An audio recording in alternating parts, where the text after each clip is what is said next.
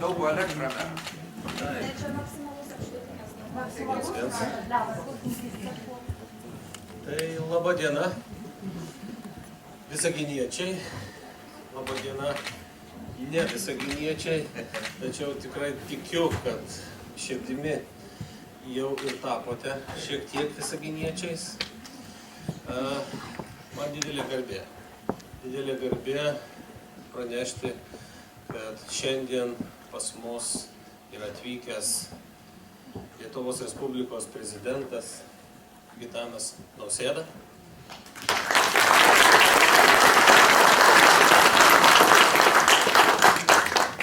Ir pirmoji ponia mūsų Lietuvos Respublikos Nausėda.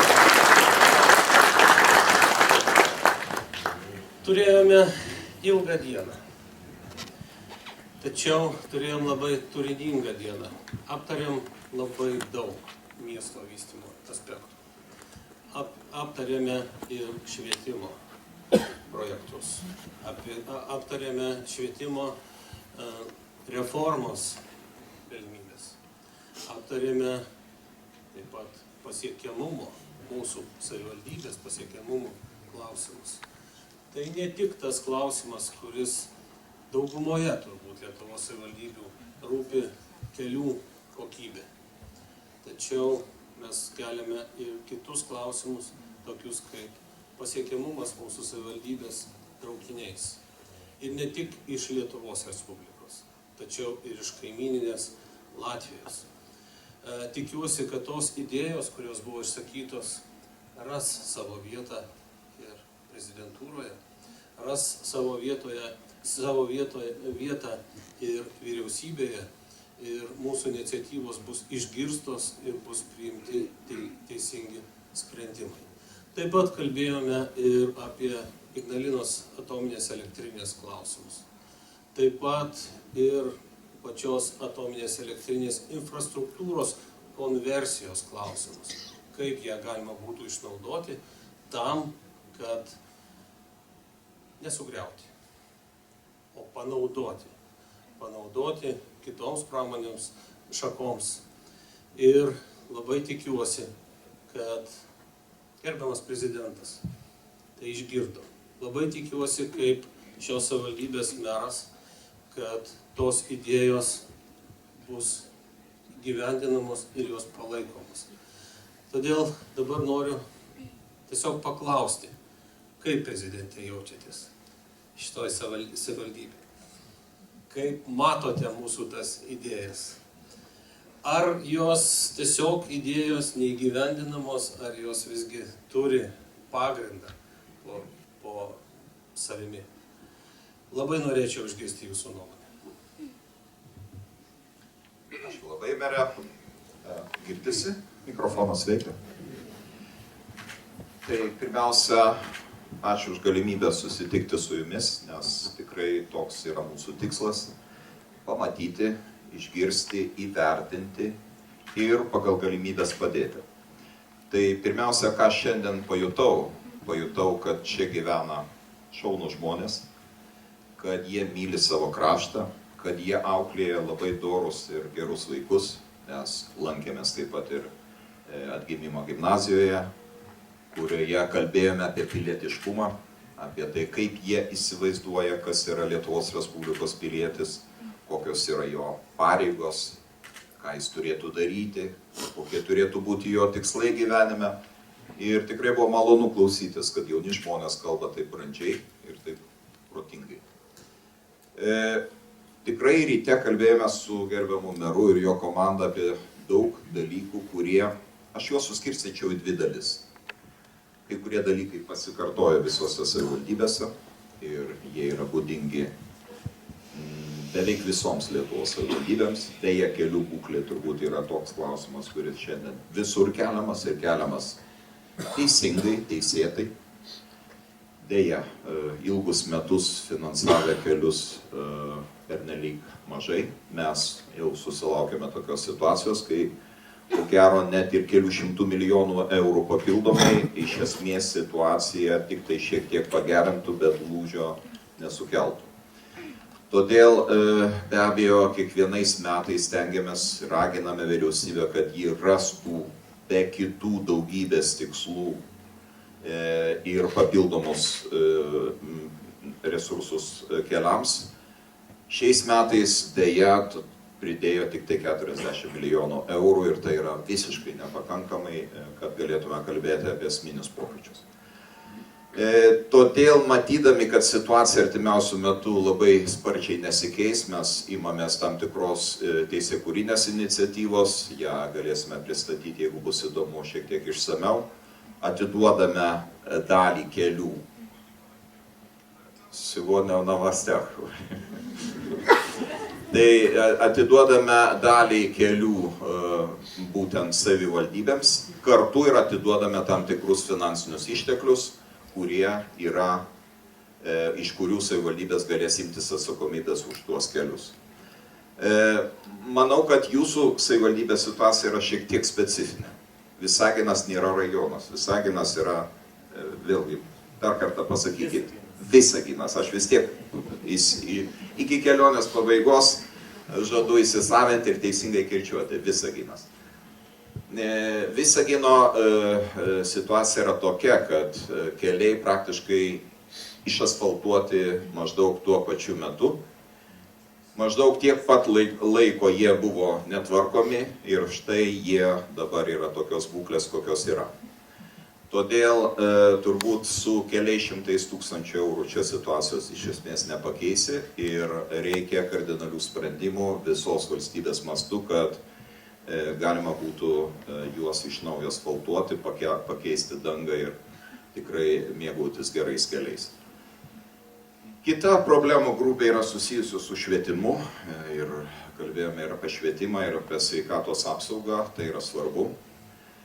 Ir tai vėlgi yra pasikartojantis klausimai įvairiose savivaldybėse, bet yra dalykų, kurie būdingi tik tai jums.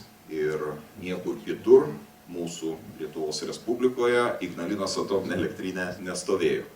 Ji stovėjo būtent čia, ji dabar yra uždarinėjama, demontuojama ir iš čia kyla eilė klausimų, kaip galima būtų įveiklinti tą teritoriją, kuri yra aplink Ignalinos atominę elektrinę. Mes kalbėjome apie du sumanymus. Apie sanitarinių zonų nustatymą ir apie mero viziją, pavadinsiu jo taip, laisvosios ekonominės zonos. Iš tikrųjų, turint tokią teritoriją, kurie yra šalia Ignalinos atominės elektrinės, tikrai galima būtų nuveikti daug gerų darbų ir, na, sakyčiau, panaudoti šitą teritoriją ir svarbiausia infrastruktūrą, privestus bėgius, geležinkelio ir kitus dalykus panaudoti verslo plėtrai čia, kad atsirastų daugiau darbo vietų, kad atsirastų naujų gamyklų ir kad žmonės turėtų darbo ir niekur nenorėtų iš čia išvažiuoti. Tai šituo tikslu mums tikrai teks padirbėti su ministerijomis, nes gimsta tam tikrų pasiūlymų, kurie nėra labai priimtini ir pirmiausia pasiūlymai, kurie yra nukreipti į šitos teritorijos regeneravimą, pavertimą miškų, konversiją į mišką, bet ne į konversiją ekonominę veiklą. Nežinau, ar taip yra teisinga, nes jo labiau, kad ir daugelio valstybių patirtis rodo, kad šalia vietos, kur buvo atominė elektrinė, galima įrengti ne tik tai ekonominio aktyvumo zonas, bet net ir, kaip jūs minėjote, pliažus, taip? Net ir tokių pavyzdžių pasaulyje yra.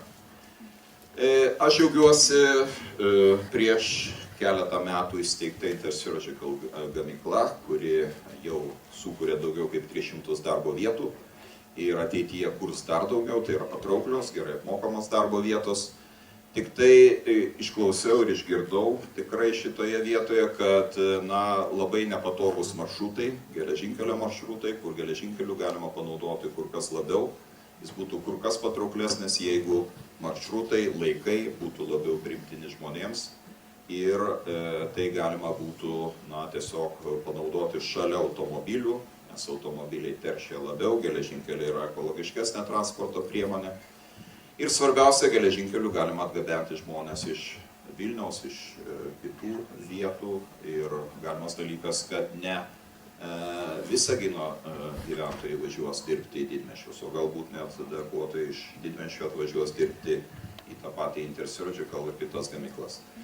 Tai yra įmanoma, tai yra tikrai įmanoma ir tai tikrai nėra raketų mokslas, tai nėra dalykai, kurių neįmanoma būtų pakeisti, reikia susėsti su Lietuvos geležinkeliais ir aš paprašiau patarėjų Jareko Neverovičiaus, kad jisai tikrai dar kartą susėstų su nauja viena iš Lietuvos geležinkelių vadovių, anksčiau dirbusią Raudonajame kryžiuje vadovavusią jam, ponia Meidė. Ir man atrodo, kad jos energijos ir jos vizijos čia bus labai naudingos ir man atrodo, kad tikrai tuos sprendimus galima rasti. Daugpilio maršrutas aš turėčiau dar pasigilinti, kokios yra priežastis, kad vis dėlto kažkada buvęs Daugpilio maršrutas buvo uždarytas. Be abejo, tos priežastis matyti yra geopolitinio pobūdžio, tam tikrų rizikų baiminamasi. Bet iš naujo įvertinus galbūt galima ir čia rasti tam tikrus sprendimus. Tai štai tokios, sakyčiau, tokie įspūdžiai iš apsilankimo šiame mieste. Lankiausi čia, kiek pamenu, ir prieš 5 metus, ir prieš šiek tiek mažiau metų, kuomet buvo detonuojama kapsulė Intersurgical gamykloje. Tikrai tokie pokyčiai mane labai džiugina, nes jie rodo, kad verslui įdomu, verslas domisi investavimo galimybėmis ir aš netgi pastebiu tam tikrą tendenciją pastaruoju metu, kad didysis verslas jau neskuba savo gamybinių padalinių kurti didžiuosiuose miestuose, o atvirkščiai ieško galimybių keltis į regionus, gamybinius padalinius iškelti į regionus, tikėdamasis, kad galbūt tam tikri kaštai tam bus mažesni, galbūt atlyginimai šiek tiek žemesni negu Vilniuje ir tai yra patrauklų verslui plėtoti. Na, kas dėl bendrosios tokios geopolitinės situacijos, tai jūs turbūt puikiai žinote, kad ji nėra lengva, kad ji yra sudėtinga, kad yra deja daug priežasčių manyti, kad karas Ukrainoje tęsis, kad toliau deja žus žmonės ir kad deja ukrainiečių tauta toliau turės kentėti visiškai be jokios priežasties. Tik tai dėl to, kad yra tam tikras režimas, kuris niekaip negali išsitekti savo teritorijoje, jam būtinai reikia žiūrėti per tvorą į kaimyno teritoriją ir ją pamėginti okupuoti. Jūs viską patys puikiai suprantate, žinote ir manau, kad šitoje vietoje Lietuvos saugumas priklausys nuo to, kaip mes dirbsime kartu su mūsų sąjungininkais, NATO sąjungininkais, kad turėtume čia juos, jų kariuomenę. Vokietijos brigada bus dislokuota Lietuvoje iki 2026 metų, vėliausiai 2027 metų. Tuos namų darbus, kuriuos mums reikia padaryti, mes darome, kūrėme poligonus, kūrėme infrastruktūrą, kūrėme apgyvendinimo vietas ir tai tikrai bus padaryta, nes tai Lietuvai yra svarbu. Dirbsime toliau su sąjungininkais, kad patikimai veiktų mūsų regioniniai gynybos planai, nes aš manau, kad geriausia yra ruoštis taip, kad mūsų nedraugams, mūsų priešams nesinorėtų patikrinti mūsų stiprumo, mūsų tvirtumo, mūsų gynybinės galios. Lietuva tikrai yra ta valstybė, kuri niekada nesikėsins į svetimas teritorijas, tokia yra ir visa NATO organizacija, bet deja pasaulyje yra ir kitaip galvojančių valstybių ir turime tai priimti kaip tam tikrą duotybę. Tiek iš mano pusės, aš noriu perduoti žodį šiek tiek ir Dianai, kad vienas nešnekėčiau, nes ji šiandien lankėsi, ko gero, net dar daugiau vietų negu kad aš buvau ir tikrai turi daug visokių įspūdžių iš apsilankimo ir susitikimo su Visagino žmonėmis. Žiūrėkit iš mokslo. Prasmėlėjai, širdingas ačiū, kad turiu galimybę jūs kreiptis. Su Visaginu mane sieja toks gilus emocinis ryšys, nes aš lankiausi jūsų mieste prieš kelis metus ir išsivežiau įspūdį labai intelektualios, daugiatautės bendruomenės, kuri yra labai patriotiška, kelianti labai svarbius klausimus ir labai stiprios bendruomenės įspūdį. Ir šiandien, kai aš lankiausi Žiburio pagrindinėje mokykloje ir kai vaikai man uždavė klausimą, o kodėl jūs pas mus atvažiavote? Tai aš turėjau atsakymą, nes iš tikrųjų aš jūsų pasiilgau. Pasilgau sveiko požiūrio į gyvenimą, pasilgau intelektualumo ir gražaus santykio. Ir labai norėjau pamatyti, kaip auga jaunoji visaginiečių karta, nes praeitą kartą mes susitikom su tautinių bendruomenių atstovais ir su jais turėjom labai įdomų ir konstruktyvų pokalbį. Ir, žinot, yra didžiulis džiaugsmas atrasti Visagine nuostabią jaunąją kartą, labai patriotišką, puikiai besilavinančią tiek žinių prasme, tiek bendravimo prasme, tiek kultūrinė prasme, tiek visomis prasmėmis augančiais nuostabiais jaunais žmonėmis. Ir visada, kai auga puikiai jaunoji karta, norisi dėkoti tėvams ir seneliams, kurie įdiegia tokias savybės, kurie užaugina tokią jaunąją kartą, kurie ją išleidžia į švietimo sistemą. Ir labai gražus pavyzdys yra to asmeninio dėmesio vaikui, tos mokyklos, kuri mato savo tikslą auginti šviesią, protingą, išsilavinusią, kultūringą, mokanti džiaugtis menu, muziką jaunąją kartą. Ir jūsų mokykla šitą įspūdį man paliko ir aš labai džiaugiuosi jį išsineždama dar kartą. Aš turėsiu dar priežastį grįžti į Visaginą ir susitikti su jumis. Ir po to mes susitikome su 3-ojo amžiaus universiteto studentais, su brandžiu jaunimu, nes kitaip jų negalima pavadinti. Vėlgi, tai buvo susitikimas su patirtimi, su išmintimi, su mokslu, su inteligencija, su kultūra, su menu, su muzikavimu, su dainavimu, su senjorais, kurie vis dar yra smalsūs, kurie džiaugiasi gyvenimu ir ieško gyvenimo prasmių ten, kur iš tikrųjų svarbu jų ieškoti. Ten, kur slypi kūrybinis visuomenės genas, kur slypi visuomenės kūrybinis potencialas. Tai man didžiulis džiaugsmas buvo būti toje bendruomenėje, matyti veiklas, aplankyti 3-ojo amžiaus fakultetus, kurie daro labai gražius, svarbius ir ryškius darbus. Ir aš išsivežu dalelę Visagino, nes Visagino ir bendruomenės meilės savo miestui. Nes man Nadežda, autorė Visagino skraistės, autorė padovanojo vieną fragmentą. Tos skraistės, kurias 2 metus kūrė visas Visaginas, pradedant nuo mažų vaikų iki senjorų. Tai 2 metus trukęs bendras kūrybinis projektas, kuris įaudė visų tautų kultūros ženklus į nedidelius fragmentus, kuriuos sujungėte jūs visi į daugiau negu 300 kvadratinių metrų audinio, bet tai iš tikrųjų toks istorinis rekordas, bet ir istorinės atminties ženklas, kuris rodo, kaip svarbu bendruomenėje remtis žmoniškumu, kūrybiškumu, bendrumu, ieškoti civilizacinių bendrybių ir mums visiems svarbių žmogiškojų dalykų ir juos puoselėti. Aš turiu pasidžiaugti ir pagirti savivaldą, nes aš išgirdau, kad viešasis transportas Visagine yra nemokamas. Tai yra gražus pavyzdys visoms savivaldybėm, tai reiškia, kad tai yra įmanoma.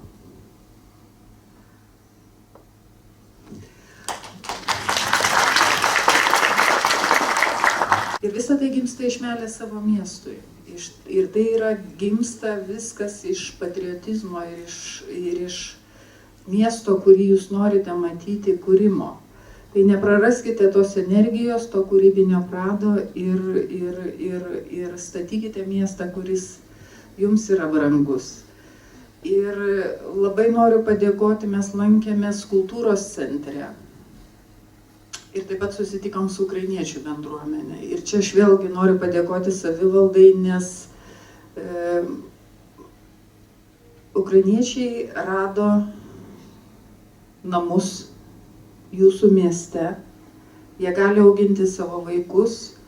Ir jauna mergina atvykusi iš Ukrainos dėkojo visai Lietuvai už tai, kad jai buvo padaryta operacija, kad jinai dabar gali, sako, aš nekrūpčioju, aš galiu pakilti iš lovos ir negalvoti apie karą, aš galiu negalvoti apie tai, kad žūsta mano, kad man gresia tiesioginis pavojus, kad aš galiu žūti ar kad mano artimieji gali žūti, aš turiu ateitį. Tai didžiulis ačiū savivaldai, kuri supranta, kad tai yra bendruomenės dalis, kuri taip pat tapo Lietuvos dalimi. Aš dėkoju miestui, kuris supranta, kas yra žmogiškumas, kas yra humanizmas, kas yra tikroji žmogiškojo gyvenimo vertė. Tai mano didžiulis prašymas jum. Būkite žmonėmis iš didžiosios raidės. Didžiulis ačiū už tai, ką darot. Didžiulis ačiū už tas vertybės, kurios vertos saugojimo. Būkite sveiki, būkite stiprus, geros pavasarinės energijos ir ačiū už tą gerą jausmą būti Visagine. Ačiū tikrai už tuos gerus žodžius. Ir ačiū, kad taip gausiai atėjote.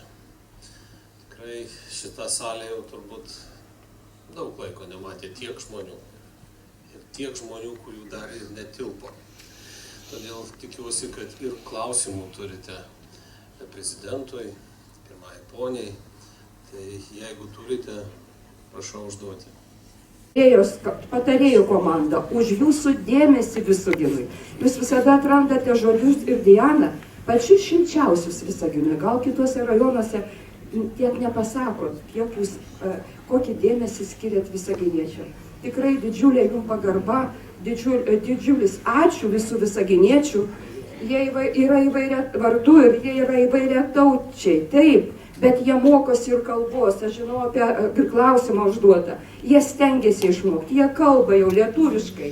Ir savivaldybė tuo klausimu dirba labai atsakingai.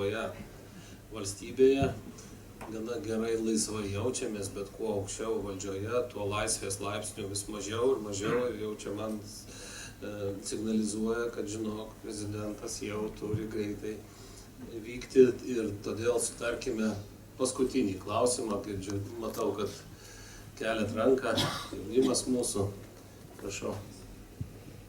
Projektai. Ar galima buvo filmuoti? Ne, bus filmuoti. Jūs norite dabar filmuoti? Šitą atsakymą. Ai, o klausimas koksai?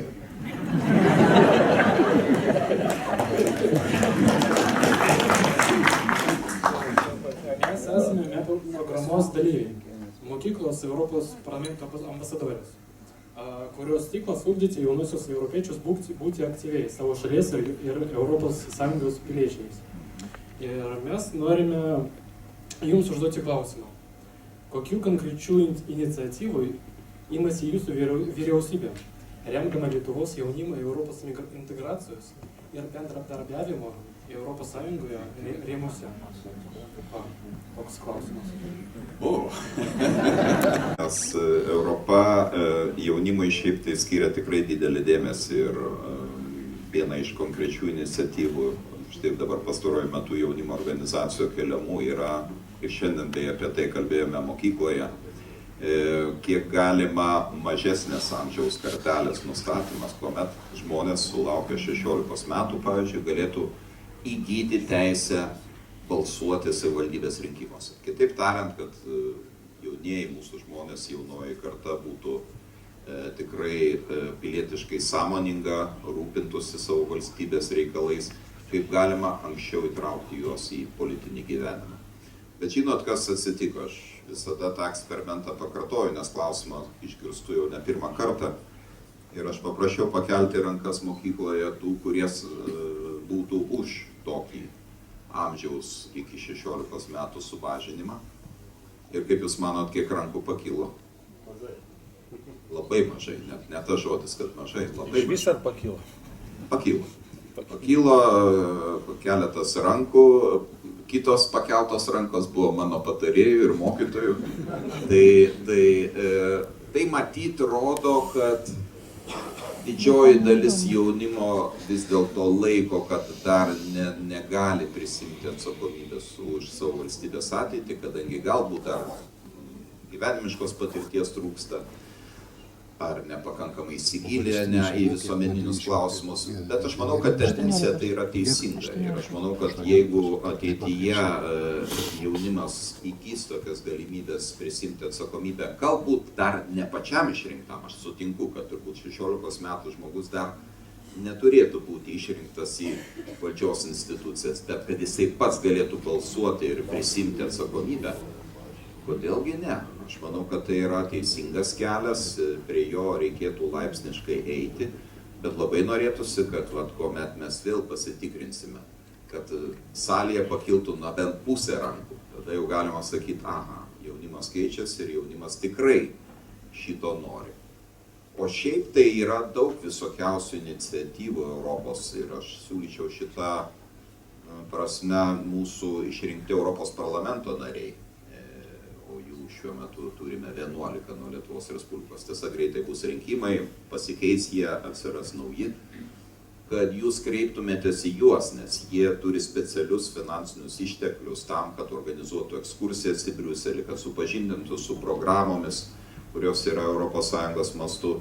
Ir jūs tikrai turėsite galimybę pasijusti tikrais europiečiais, nes bus sudarytos galimybės ir atvykti, ir susitikti įdomiais žmonėmis, apsvarstyti įdomius klausimus, taip kad viskas jūsų rankose. Siūlyčiau kreiptis į mūsų Europos parlamento narius. Ačiū. Tvarka ir prezidentas turi savo darbotvarkę. Noriu tiesiog padėkoti prezidentė, kad atvykote pamatyti, kaip mes čia gyvename, ką mes jaučiame, ką mes planuojame. Labai tikiuosi, kad išsivežate gerą įspūdį. Įsivažiate dar daugiau idėjų, ką reikėtų padaryti, ką galbūt reikėtų perduoti vyriausybėje, atskirom ministerijom ir ką reikėtų palaikyti, galbūt kažką nuspręsite nepalaikyti. Tačiau noriu dar kartą padėkoti už jūsų laiką, už jūsų dėmesį. Na ir bendrai padėkokime prezidentui už tai, kad jis atvažiavo.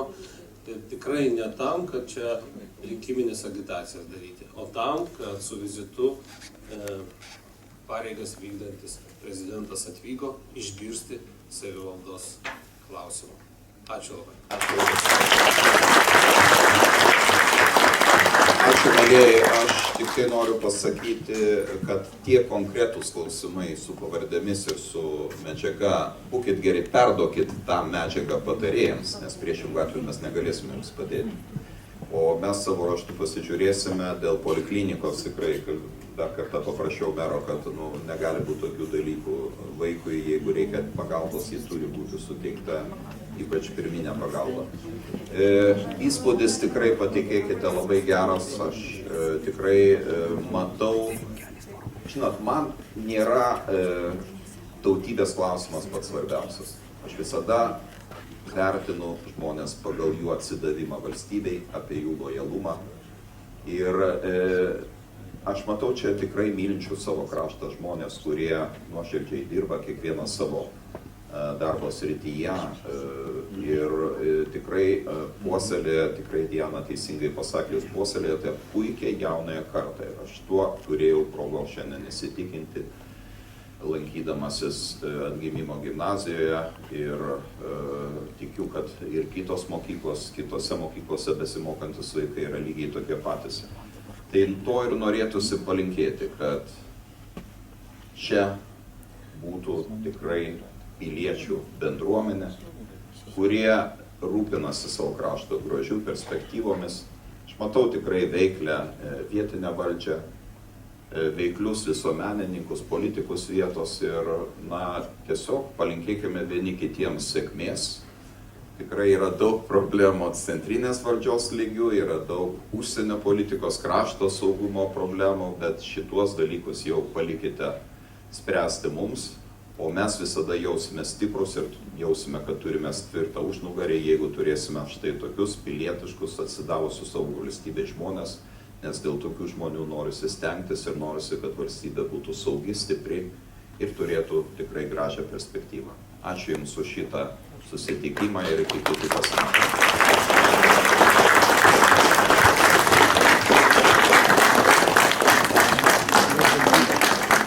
Dabar jau tikrai norėtųsi palikti tą mūsų gražiausią simbolį, Lietuvos vyčio vėliavą, jūsų gerbiamam merui ir palinkėti, kad jisai rastų savo prideramą vietą jūsų ekspozicijoje, o jeigu kartais sugalvosite pakabinti kokią, reiškia, švenčių dieną, mes tikrai džiaugsimės.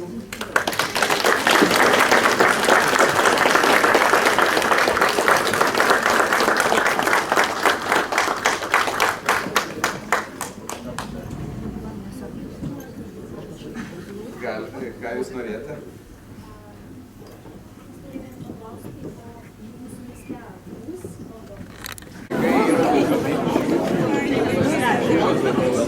Pagavo mane.